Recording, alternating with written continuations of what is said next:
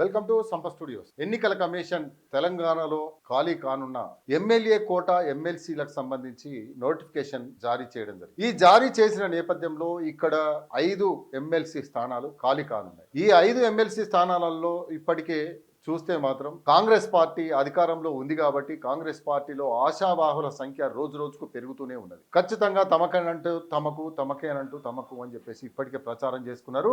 ఢిల్లీ చుట్టూ లాబియింగ్ కూడా కొనసాగిస్తున్న పరిస్థితి అయితే మనం చూస్తున్నాం. ఈ క్రమంలో అంటే వచ్చే నెల చివరికల్లా ఐదుగురు శాసన మండలి సభ్యులు ఎమ్మెల్యే కోటా కింద ఎవరెవరైతే ఉన్నారో వాళ్ళ పదవీ కాలం పూర్తిగా అవుతున్నది. అందులో ముఖ్యంగా చూసుకుంటే సత్యవతి రాథోడ్, మహమూద్ అలీ, షేర్ సుభాష్ రెడ్డి, ఎగ్గె మల్లేశం, మీర్జా హసన్, ఈ 5 ఎమ్మెల్యే కోటాకు సంబంధించిన ఎమ్మెల్సీలు ఖాళీ అవుతున్నాయి. ఇందులో ప్రధానంగా చూసుకుంటే నలుగురు ఎవరు? సత్యవతి రాథోడ్, మహమూద్ అలీ, షేర్ సుభాష్ రెడ్డి, ఎగ్గె మల్లేశం, వీళ్ళు బీఆర్ఎస్ కు సంబంధించిన వాళ్ళు. తర్వాత మీర్జా హసన్ ఎంఐఎం కు సంబంధించిన వ్యక్తి. ఈ క్రమంలో ప్రస్తుతం శాసనసభలో సంఖ్యాపరంగా చూస్తే అంటే ఈ 5గురిలో ఈ ఎగ్గె మల్లేశం అయితే ఇటీవలి కాలంలోనే కాంగ్రెస్ తీర్థం అయితే ఉంచుకోవడం జరిగింది, కాంగ్రెస్ కండువా కప్పుకోవడం జరిగింది. సో మరి ఆయన కొసదా రాదా అనేది తర్వాత. అయితే ఇప్పుడు శాసనసభ్యుల సంఖ్య ప్రకారంగా చూస్తే ఈ ఎమ్మెల్యే కోటాలో ఒక ఎమ్మెల్సీని ఎన్నుకోవాలంటే 24 మంది, అంటే ఒక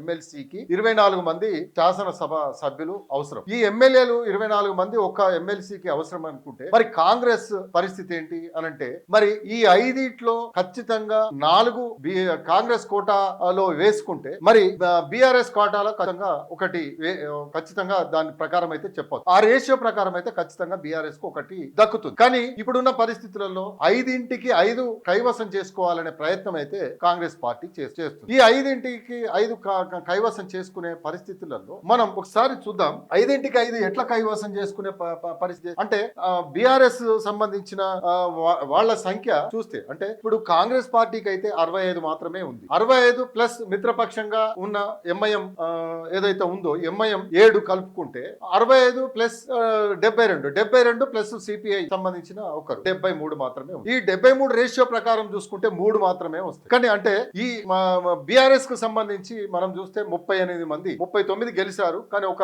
సభ్యురాలు మృతి చెందడంతో ఉప ఎన్నిక అది కాంగ్రెస్ కైవసం చేసుకుంది. 38 మంది ఉంది. ఖచ్చితంగా బీఆర్ఎస్ కు ఒకటి వచ్చే అవకాశం అయితే ఉంది. ఈ క్రమంలో మరి ఎవరు అంటే కేసీఆర్ అయితే ఖచ్చితంగా ఒకరు కాదు, ఇద్దరిని పోటీలో రంగంలోకి దింపే ప్రయత్నం అయితే జరుగుతున్నదని సమాచారం. ఇద్దరిని 6వ వ్యక్తిని కూడా రంగంలోకి దింపే ప్రయత్నం అంటే కాంగ్రెస్ నుంచి 5 దిగిన 4 దిగిన బీఆర్ఎస్ నుంచి అయితే ఇద్దరిని రంగంలోకి దింపే ప్రయత్నం జరుగుతున్నది అనేది ఒకటి. రెండోది దీనికి విప్పులు జారీ చేసే అవకాశం ఉంది. ఈ విప్పు జారీ చేస్తే మరి ఓటింగ్ రహస్య పద్ధతిలో జరిగినా గానీ విప్పులు జారీ చేసే పరిస్థితి ఉంటుంది. కానీ ఇప్పటికే కాంగ్రెస్ పార్టీలో 10 మంది ఎమ్మెల్యేలు చేరారు. ఆ 10 మందికి సంబంధించిన కేసు సుప్రీంకోర్టులో నడుస్తుంది. ఈ 10 మంది ఎమ్మెల్యేల పరిస్థితి ఎవరి వైపు ఓటేస్తారు? మరి కాంగ్రెస్ పార్టీ ఒక వైపు కైవసం చేసుకుందాం 5 స్థానాలను అని చెప్పేసి అనుకుంటున్న పరిస్థితులలో మరి 4కి కూడా సరిపోను బలం లేని పరిస్థితులలో మరి ఆడ బీజేపీ అయితే 8 సీట్లతోటి వాళ్ళైతే దూరంగానే ఉండే పరిస్థితి. కానీ ఆ వాళ్ళ ఆలోచనతో అంటే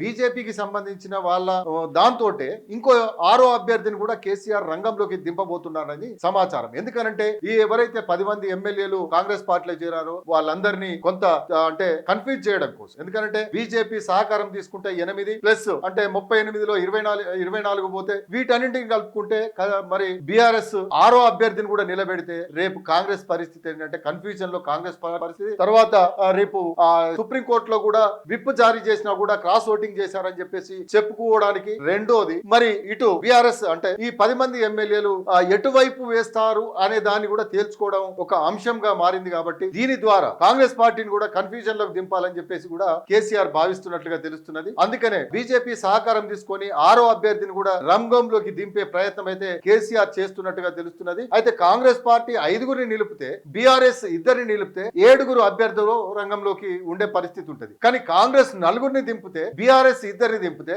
ఖచ్చితంగా 6 బరిలో ఉండే అవకాశం అయితే ఉంటది. కానీ ఈ ఎమ్మెల్యే కోట ఎమ్మెల్సీ ఎన్నికలైతే కొంత రసవత్తరంగా సాగే అవకాశాలు ఉన్నాయి. అయితే ఈ కాంగ్రెస్ పార్టీలోనే అంతర్గతంగా చాలా మంది పోటీ పడుతున్న వైనం అయితే చూస్తున్నాం. తనకంటే తనకు అని చెప్పేసి దాదాపుగా 25 నుంచి 30 మంది ఆశావాహులైతే పోటీ పడుతున్నారు. చెప్తున్నారు. అయితే మరి మిత్రధర్మాన్ని పాటించమని చెప్పేసి కాంగ్రెస్ పార్టీని సిపిఐ కోరుతున్నారు. గత ఎన్నికలలో 2 శాసన మండలి సంబంధించిన ఎమ్మెల్సీలు ఇస్తామని చెప్పేసి ఒప్పందంలో ఉంది కాబట్టి కనీసం ఇప్పుడు ఒక్కటైనా ఇయ్యమని చెప్పేసి వాళ్ళు కోరుతున్న పరిస్థితులలో మరి వాళ్ళకి కనుక ఒకటి కేటాయిస్తే, మరోవైపు ఎంఐఎం కూడా మాకు 7 శాసనసభ్యులు ఉన్నారు కాబట్టి మాకు కూడా ఒకటి కేటాయించాలని చెప్పేసి వాళ్ళకు ఒకటి కేటాయిస్తే మరి కాంగ్రెస్ పార్టీకి మిగిలేది ఏంటి అంటే చాలా మంది 3 అయితే కాంగ్రెస్ పార్టీకి ఖచ్చితంగా నల్లేరు మీదే నడికే. ఈ 3 సంబంధించిన అంశంలో ఇప్పటికే చాలా మంది పోటీ పడుతున్న పరిస్థితి. కానీ ఇది మాత్రం రేవంత్ రెడ్డికి అంటే రాష్ట్ర ముఖ్యమంత్రి రేవంత్ రెడ్డికి అయితే ఒక టాస్క్ అని చెప్పేసి